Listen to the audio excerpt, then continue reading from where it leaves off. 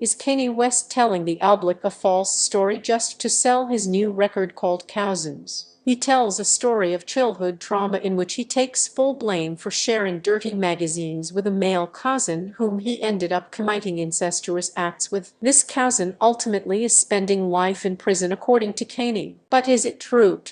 It's fascinating how stories around public figures evolve, especially sensitive family stuff. Absolutely. They can take on a whole life of their own. Right. And today we're looking at these claims Ye has made about his cousin being incarcerated. Mm.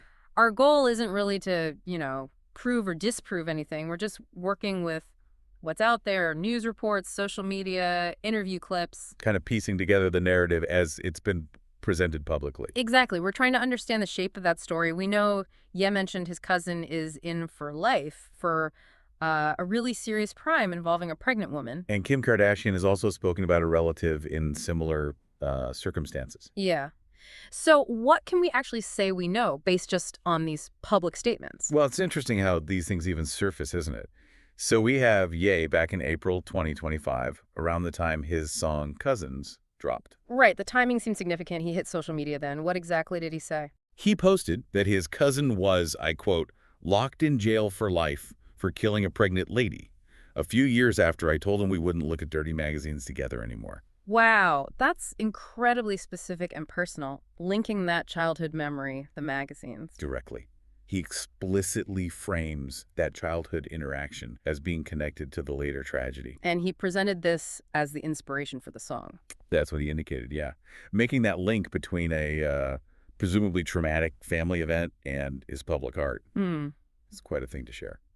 Was that the first time he'd mentioned this cousin, though? Actually, no. If you go back a bit further to 2018, he was on Jimmy Kimmel. Oh, right. I remember that interview. What did he say then? It was much less detailed. He just mentioned a cousin who was locked up for murder. And he said, I love him. So he did a bad thing, but I still love him. Okay, so just murder back then? No mention of a pregnant victim or the life sentence or that childhood story? None of that in 2018. It was a much more sort of general statement of acknowledging the situation and his feelings about it. So the narrative definitely evolved, or at least the details shared publicly evolved over those years. Clearly. Which is interesting in itself.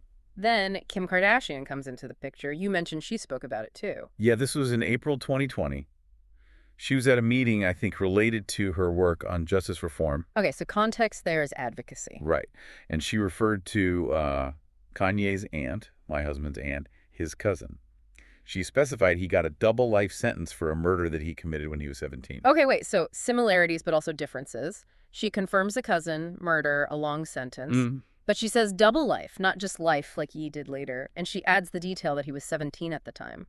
Exactly. So alignment on the core fact cousin, murder conviction, significant time but slight variations in the details. Her double life versus his life plus the age detail. Which you didn't mention, at least not in that 2025 post. No, and her statement came within that specific context of arguing for prison reform, focusing on youth sentencing, perhaps. Right. So if we try to just list the alleged facts floating around from these two sources, what do we have?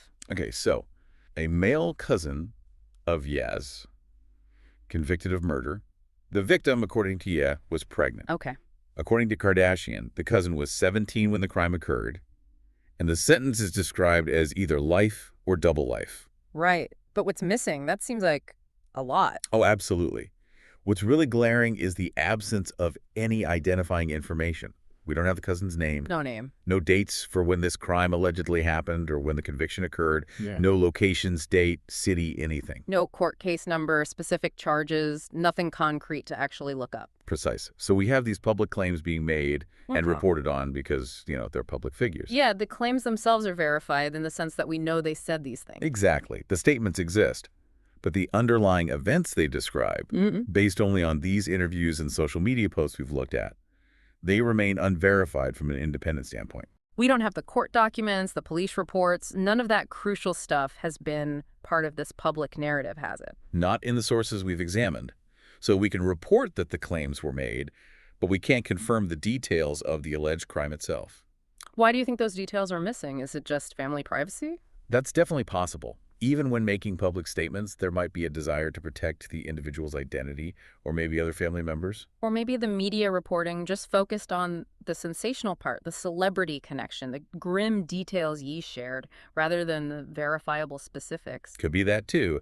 The focus shifts to the storyteller rather than the factual underpinning of the story sometimes. So summing it up, claims made by Yu, partly corroborated by Kim Kardashian, about a cousin convicted of murder, serving life or double life, potentially committed at 17, victim possibly pregnant. But key verifiable details, name, date, location, case specifics, are conspicuously absent from the public accounts we've reviewed.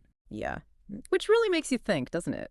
Why do such intensely personal, maybe painful family stories end up in the public domain like this, especially with celebrities? It's a fascinating question. Yeah. And what does that lack of verifiable detail tell us about how we consume these stories?